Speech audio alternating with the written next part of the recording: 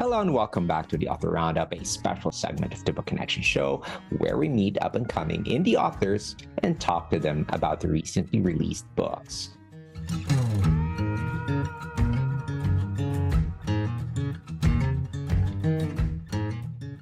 Welcome back. Again, this is Ray Walters. Today's guest is no stranger to reinvention. She's worn many hats: chef, media personality, motivational speaker, and now she steps boldly into the world of speculative fiction with a novel that asks some of the biggest questions we dare to entertain. What is the nature of reality? Is death really the end? And what if the worlds we visit in dreams are more real than we think? Her debut novel, Quantum Mortality, is an ambitious, genre-blending tale that follows a young boy's journey through trauma, mystery, and metaphysical wonder. It's intimate and cosmic, emotional and mind-bending, and at its heart, it's about the doors we fear to open and what happens when we do. Get ready for a conversation about creativity, courage, and the unseen threads that connect us all. Please welcome the author of Quantum Mortality, Jenesis Prioleau. Hi, Jenesis. Welcome to the show. Hello, thanks for having me. I appreciate it. Congratulations in getting this book published, Genesis. Thank you, thank you.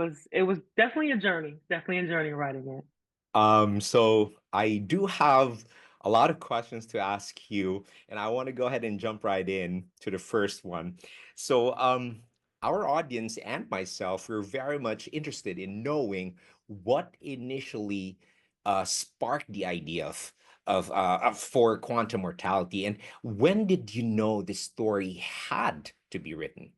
Well, that's a 2-point question. So I experienced a lot of uh, uh, so I experienced a medical emergency. Hmm. I want to say about 20 years ago. On the flip side, recently, about 10 months ago, I had a pipe leak in my house. And I have a historical house. The house is about 230 years old. Wow. And I'm creative. So I can't cook. And cooking is one of my first loves. So I can't cook, I can't paint. And so I was like, you know what? Let me start writing. And so I kind of self-reflect, self-journaling and of what things took place in my life. And that is something that's always been gnawing down in my life of my near-death experience that I've experienced. And so I was like, it would be interesting if I actually created a book about this.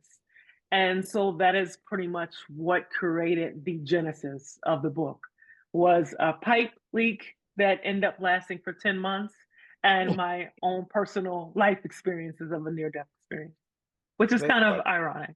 Yeah. Ironic, and for me it's fun actually. A lot of things in our life happen, and sometimes the irony of it, but we're able to turn it around and surprises us to do something nice and good. And in your case, you've written a book. Uh, how much of the story was shaped by your own experiences or reflections on life, death, and second chances? A lot. Without giving away the book, I had a near-death experience, and I've also experiencing things that are happening with my children. So it was a combination of life experiencing, journaling, and I kind of fictionized it. But a lot of the scenes that people will read and how they capture it, they're going to feel the intensity because it really did happen. The situations that happened. Again, I don't want to give out the book, but having that near death experience and trying to um, express what I experienced was really difficult. When I tell people, "Hey, I experienced this near death experience," people think of the tunnel of light, right? But I didn't have Mhm. that experience. I had a different type of experience. So it was interesting to actually put it on pen and paper to express what I experienced without someone questioning, is this really true or are you just making up stories? Everyone says they have a near death experience and maybe it's just the Mhm. brain that's continuing to move on and it's not you really having a near death experience. So those experiences that I put in the book, I wanted to captivate the audience and let them know that you can have a near death experience, and it's real, And there's more to it than just a near death experience. It's a life altering change. When I Mhm. experienced that near death experience, my enhancement of drawing and cooking was enhanced.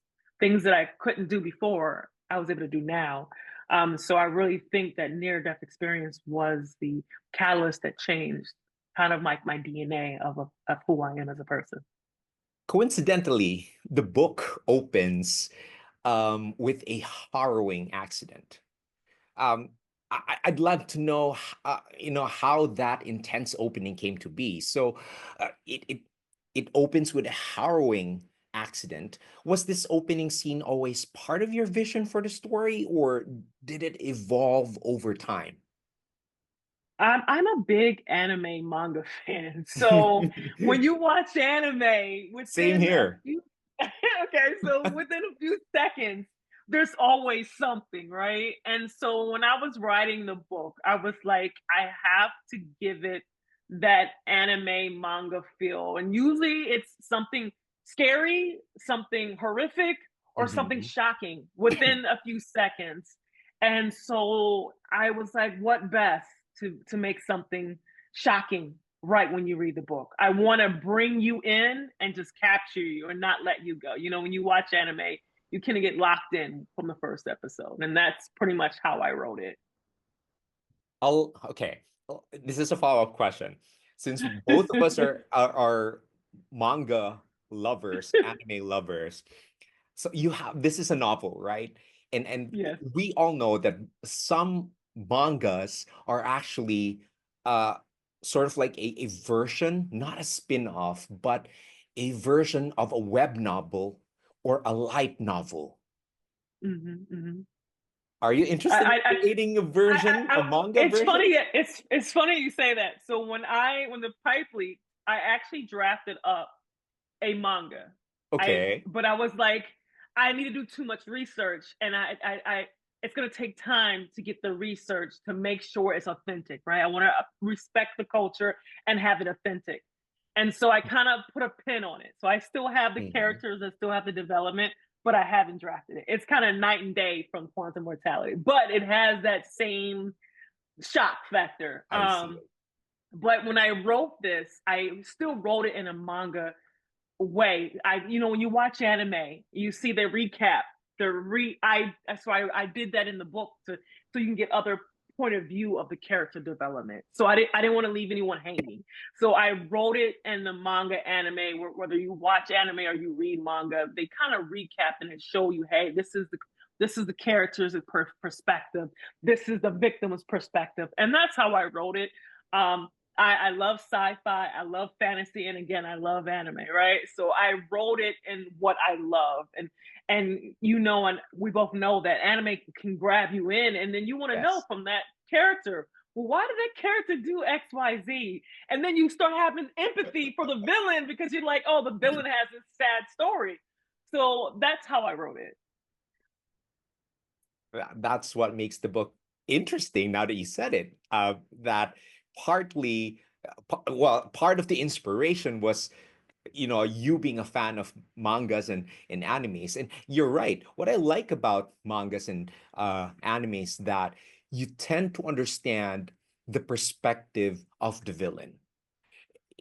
Villains don't happen overnight. There's like a backstory behind it as to why they became that, why they believe what they believe in, why they're fighting for what they're fighting for in the story. And I think your book is going to be interesting based on, am I correct? Like, because that's what you said. Like, there's this Yeah. perspective of the supporting characters. There's this perspective of the protagonist. To me, that is in itself very much interesting. Exactly, exactly. And I want to give life to the person that most people don't like, right? And I want to give them their story. And I'm not taking away what they did, but I want to give them more empathy of why and what was going on. Right. I think it's best to see things from different perspective. I think that's what makes for anime and manga lovers, that's what pulls us in to the Hmm. story, right? because it's Absolutely, very much absolutely. interesting. Now we're going to talk about Levi. So for our audience, Levi is one of the characters, if not the main protagonist. I think Levi is the main protagonist of the story that Mhm. Genesis has written. Levi's drawings, Genesis, and dreams feel like more than creative expression. Uh, they seem prophetic. What drew you to explore that theme through a child's perspective?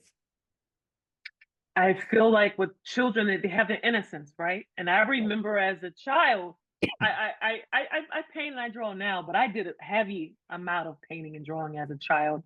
And you were able to explore, your mind was more open, you know. And I remember as a child, even as an adult now, you know, I tend to have very vivid dreams, which is probably, I don't know if most people have them, but I do. Like I can smell, I have, my dreams are in color. So I'm very eclectic. I'm not sure if most people have that, but I tend to have dreams that are very vivid. And so I wanted to give Levi the life of how my dreams are, how vivid they are, and also give him that, almost that psychic ability, you know, with the drawings. That I wanted to kind of put them all together and give Hmm. him more of that curiosity, is, you know, where this is coming from, where is this stemming. There's a sense of duality in this story between worlds, between versions of people, and between life and death. How did you approach balancing that tension as a writer? You know, the stigma of death and the taboo of death, you know, we have the pearly white gates, or we have hell damnation. And I wanted to give it another spin, that there's more to that, right? And I Mm, didn't want it to say life or death. I wanted to say, you know, another multi-universe, mm, another dimension. So I wanted to give it that, you know, who's to say that why, you know, I'm awake, my version's not asleep, right? And so mm, I wanted the reader to have a perspective that there's more than just what we see in our world, in our 4D world, right? I wanted to have them expand their mind and say, oh, well, maybe this is possible, that there's another layer that we just can't see, right? Our eyes just can't fathom mhm. it. And that was where I was trying to go, is trying to get someone to look outside of the realm that we normally know. All right. Okay. Speaking of Levi, in the story, there's another character that also intrigued me, and this character's name is Kenya. Now, for the benefit of our audience, without giving away too much, Kenya is Levi's mother. So I'm Mhm. asking about her because she feels like she knows more than she says, and I'm curious whether that was something you planned early on or something that deepened as the story progressed. Well, with Kenya, I wrote this book just to give this the, without giving out any spoilers. The book is going to be a series.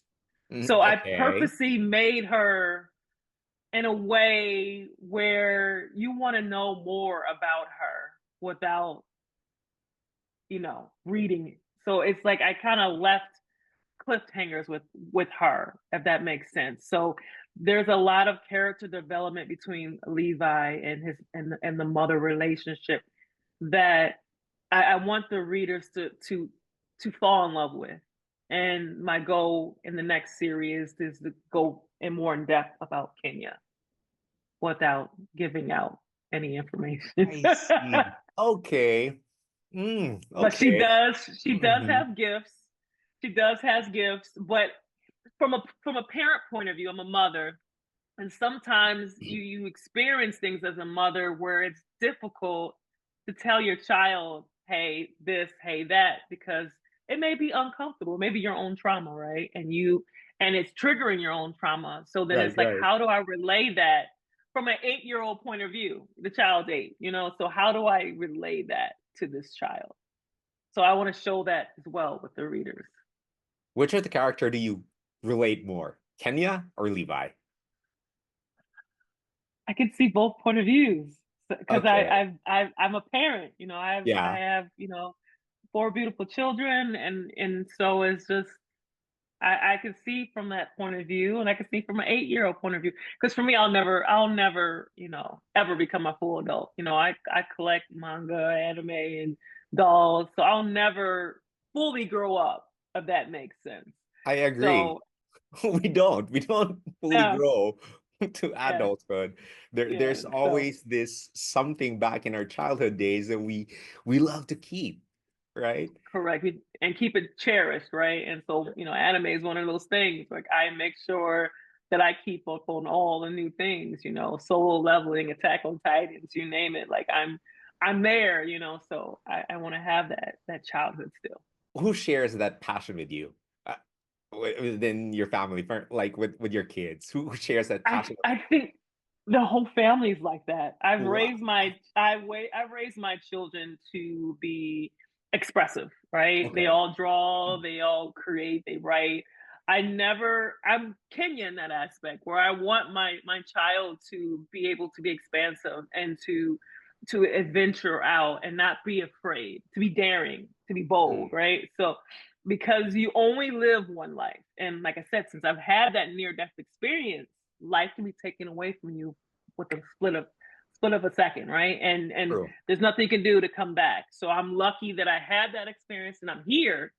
But while I'm here, I'm going to make the best of it, right? I'm going to be creative, I'm going to be expressive, and I'm going to, give what I can as a person. And that's what I want to do is share my work, share my love of art, and that's why I wrote the book. Let's talk about the imagery of doors and symbols. The door motif is so rich with meaning. So the imagery of it and symbols recurs powerfully throughout the story. What do these represent to you on a deeper level? On a deeper level, I feel like you have to, even in life, you have to walk through doors, right? Mhm. And some doors, those symbols are, in my opinion, the creation of your energy. I feel like Levi was creating that energy with the symbols that kind of illuminated the door to Mhm. be present for him to open. So those doors are leading to another universe, another multi-universe, and he conjured them based on his belief that there's more than what he's just seeing in the present. And that's even in life, right? We if you can't get that opportunity, you got to create your own door. You can't just say I'm just settling for less, right? We all have to continue to create our own door or build our own door and open it, right? So that's why I use the door instead of having, I don't know, conjuring up some beam of like aliens coming down or something weird. I want it to really represent real life. We have to create our door, or what they say, a seat at the table. And in my opinion, it's a door. Sometimes that door has steel, or you're going to go around and create another door beside that other door and make another door and squeeze in. So that's how I manifested the door situation. Right. That's the reason why I wanted to ask you that, because to me, the doors, the motive of doors in the story that you've written, for me, it symbolizes opportunities. And I'm glad that you actually mentioned that, because when I was reading, going through your book, that was the first thing that came up to my mind. Like, oh, doors, opportunities. Um, and I agree. Some opportunities are, to me, and this is just me, some opportunities are actually handed out to us. Some opportunities we need to make on our own. And that's nice Mhm. because there's control over what we would want to happen in our lives. Um, Genesis, many scenes in your book feel so cinematic and sensory rich. Do you see your stories unfold visually as you write, or is that something you build during revision? And how often do you revise what you've already written? So this is gonna sound funny. Again, like I said, I'm an anime lover and I'm a movie lover. When I when I wrote this book, I wanted to start, like I said, the shock factor from the beginning. But I Mhm. wanted to write it in a way when you watch a movie. And when you watch a movie cinematically, you want to make sure you catch the audience. And I wanted to catch the audience, and I want you to have emotion and get emotional and get scared.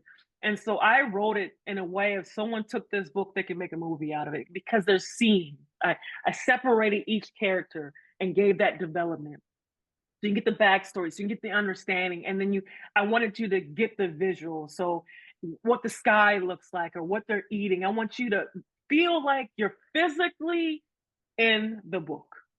And that's why and you probably didn't notice this, but I didn't even give it the characters a nationality. Yeah. I wanted Yeah. you to create your own version of what you think that person should look like. Mhm. I wanted to get back to the old school of reading. You know, when you read Greek mythology, you feel like you're there with Zeus, right? And I wanted the reader to feel like they were there and give their own ideology of what they think it should be. Right. So it gives us, the readers, the ability to give our own take on the character. While the character is actually being vividly described, there still is room for readers to paint that character the way they would want to see that visually in their minds. Correct. It's Correct. very creative. Okay, the book blurs the line between dream and reality. What message were you hoping readers might walk away with as they travel through Levi's experiences? I feel, in my opinion, is dreams are a form of reality. Our consciences are experiencing things that we don't want to deal with in reality. So we're going to deal with them in dreams as well. So it's one of those things that I purposely kind of blur the lines to try to get the reader to see that sometimes you got to face your own fears, and you can see that in the characters. They, whether they realize it or not, they have to conquer, and they're forced to conquer uh the obstacles that they're experiencing. They can't run away from it. They're forced to be uncomfortable, right?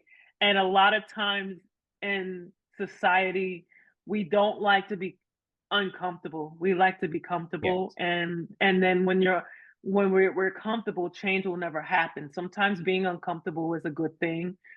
It can hurt, but at the end of the day, it can, diamonds didn't just come for without pressure, right? So you need this type of pressure. And so that's what I was trying to illustrate in the book. And that's a powerful message. Um, and I'm speaking for myself. I mean, I would agree with you that uh, I don't want to be put in uncomfortable situations. I Mhm, think mhm, I think majority of our audience would agree. But one thing is for sure, when you're placed in an uncomfortable situation, that's where the learning gets more meaning, becomes more mhm, genuine. Um, it sinks in deep. It uh the stain is kind of like hard to remove when you're in mhm. an uncomfortable situation. The learning is just really, really deep. Makes you remember it, and relive it if you get to remember it, like a couple of days or weeks or months that has passed already. I have another question for you. Okay. How did you maintain clarity and emotional coherence while writing a story that dances between dimensions and time? So I became manic with this book. I would write for hours, and then I would go to the gym and I would use my Microsoft Word to do the audio replay. It does the ADA where it reads back, and Yes. I would have it read back what I wrote as I'm what I so far what I wrote. And as I'm working out, more ideas are coming to me. So then I would pause the audio and go back and write more. So I was very manic um writing this. And it was almost like as I was writing, I was living in the experience of my characters. And it kept me afloat because I had the stress of contractors and knowing that it's gonna cost me $80,000 to repair my kitchen. So it was like it was a great distraction where I didn't, yes, I have to do, like I said, facing your fears. I gotta face that bill. But it was a great distraction where, I'm in the moment of creating and developing these characters. And as I'm playing it back to myself, the ADA part, because the ADA has that kind of sensor where I can read it back. I'm Mhm. like, oh well, I should add this, and oh well, this would work perfectly, and oh, let me add this too. And as I was going, it just the words were just flowing, and Okay. I had to force myself to stop because the book would have been longer. That's why I said it's going to be a series, because there's so much that I wanted to write more, that I had to say, okay, I have to stop. You're going on a tangent. So It's a common thing among writers, Genesis. You have so many ideas, you're writing them down, you're just writing them down.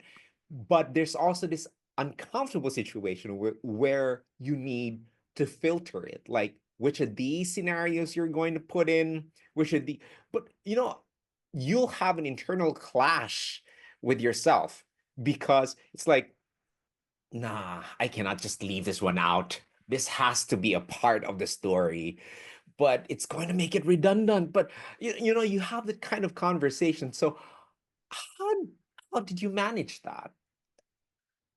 I'm still kind of picking at the book, even though, like, there's parts where I'm like, I could have removed that.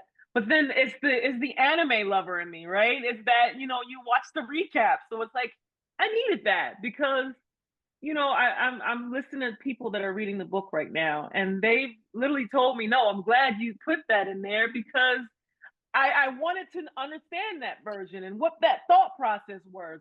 So I take it as, you know, any real anime, manga, sci-fi person won't be upset if I'm kind of redundant, because they'll understand that that's how my brain is operated, because that's the culture of anime and manga, right? You have Yeah. to give a recap. You have to kind of Yes. not be repetitive, but show another scenario Yeah. based on that same event, right? So yes, I was guilty of it. I had to cut some stuff because I was being a little too repetitive, but there is some scenes where I kind of did a recap from another version of another point of view.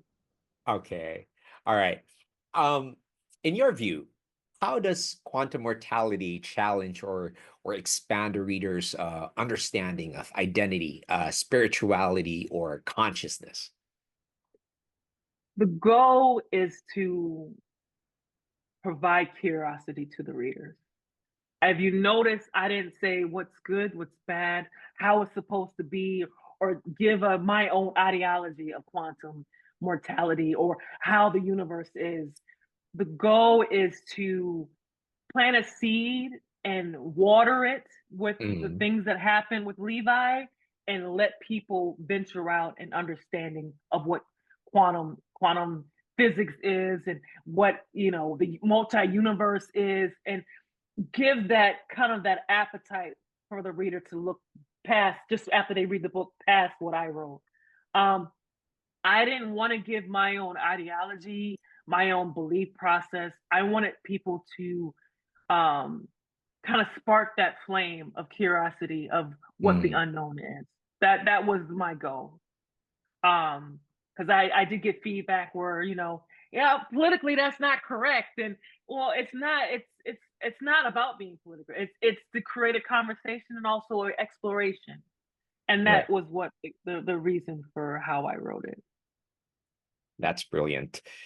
Before I'm going to ask you my last question, where can we grab a copy of your book? And should they want to go ahead and reach out to you and talk to you about your work, where can they do so? So my book's available at Barnes and Noble. It's at Amazon, and I found out it's at Walmart online. Um, and I have multiple platforms that can be reached out to. Genesis Prioleau for Facebook, Genesis Cuisine. for Instagram, and you can Google me, and I'm one of those people I will communicate back. Um, and I love to get feedback on what people think of the book. The goal is if people love the book, that I would definitely start rocking out a second version. I just want to get a pulse because I've had all these ideas, but for the next part, but I don't want to, I don't want to do something and people are like, I don't know about it. So this is a different leap for me. I'm a chef at heart. I'm an artist at heart, but I love to write. I've been writing since I was a little kid, and this is something that I love to do. But this is kind of out of my norm. I love to watch sci-fi and fantasy and manga. I read, and anime I watch, and those things are what you see when you read the book. You see my personality, you see the culinary come out, you see the fantasy and sci-fi, and then you see that, like I said, that recap with the anime version. So the goal is when you read the book is like you're watching a TV series or a movie, or you're locked in, and so that's the goal. That's nice. That's the reason why I read mangas. I watch animes because it becomes a series, and each installment of that series pulls you in all the more into the story. And sometimes it becomes frustrating when the author himself or herself is kind of like, a little bit slow in coming up with the Ideas. next installation of the Yeah, series, right? So yeah. I know that you know what I mean. I know that some of our audience right now would agree to that. Genesis, to close this conversation, this amazing conversation that I'm having with you right now.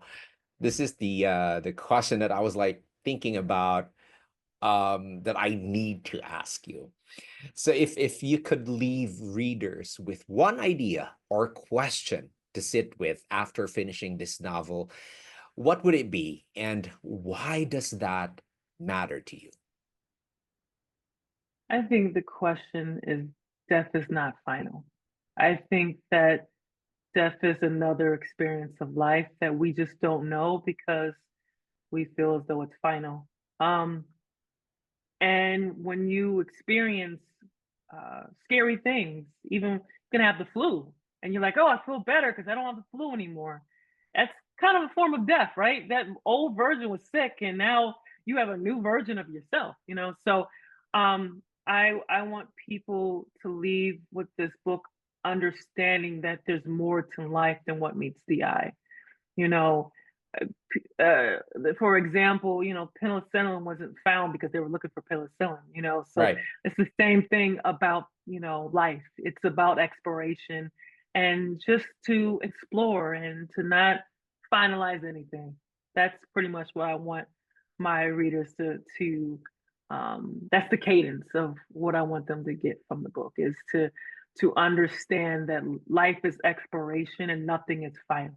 I mean, I just got done seeing Othello for my birthday. Shakespeare's been gone a long time, but his books and his life and his legacy is still alive, right?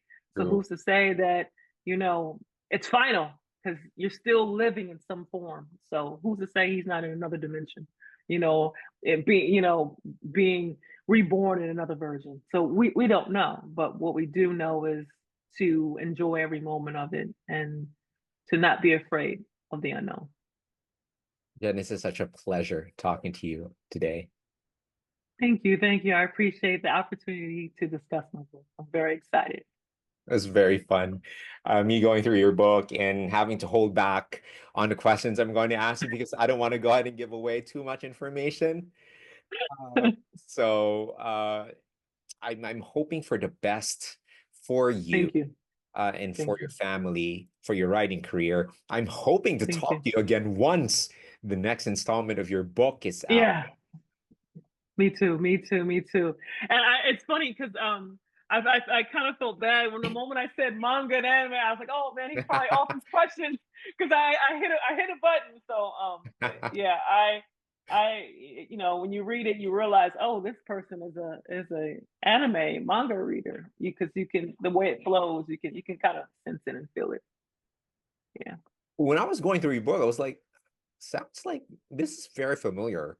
And that's what I like about, again, that's what I like about mangas. They just give you the clarity that you need. And I'm not saying that every manga that I've read out there has the same level of um writing style. If Mhm. I would want to put it that way. Some actually just leaves you hanging, like it's up for you to guess. But I Mhm. Mhm. think, and this is just me again talking, I think the author owes its readers Yes. major explanations, Mhm. Mhm.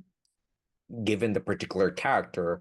I have books right now that are written by English authors, and I was a fan of them before. I cannot mention the title, I cannot mention the Mhm. author, but sometimes you would really know if the author is just like trying to finish the next series, like it was done in Mhm. haste.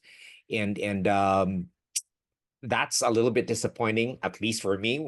I'm a reader, I'm an avid reader. Uh, Right. but when you come across books that does you justice, that doesn't leave you hanging, um like if you're so engrossed with the story, it makes you question, like it's not supposed to happen because this is a particular character trait and this was the rule that was stated, but now in this Mhm. particular fight, that rule is no longer Yeah, in null and void. effect. Yeah. Right. Yeah, yeah, So yeah. right, and that's going to keep me up awake the entire Mhm, night. mhm. Oh, I know, I So, know. That's what you right, when you mentioned Kenya, I was like, "Ah." I'm like, I really wanna give, like, when I wrote her, I mean, I gave some information, but I gave her a lot of mystery too, like, right. and so, I wanna explore that, right? And I but the book would've been extremely, heavy, it's already 344 pages, so I was like, we're gonna because she's not the main character. So if I go that route, I end up pushing her into a main character phase, right? And then it just becomes inundated. So I was like, this would be perfect to recap later with the next part of the version to go into. And I think that's what's going to pull us in to know how interesting Kenya is as Levi's mother, and to be able to discover her story in the next installment. Genesis, again, thank you so much for your time. Really Thank you. enjoyed talking Thank to you. you. Um, I also want to go ahead and give a big shout out to our awesome viewers and listeners for joining us for this interview. Stay tuned for more inspiring conversations on the Book Connection Show. I'm Ray Walters. Join me next time as we explore the world of supported self publishing, one indie author at a time.